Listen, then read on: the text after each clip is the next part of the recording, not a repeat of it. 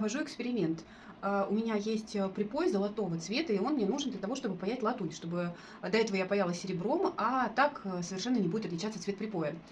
Но у меня очень толстые прутки, и их совершенно неудобно нарезать на мелкие кусочки. Решила сейчас прокатать на вальцах свои толстые прутки и получить тонкие листы, которые я легко нарежу.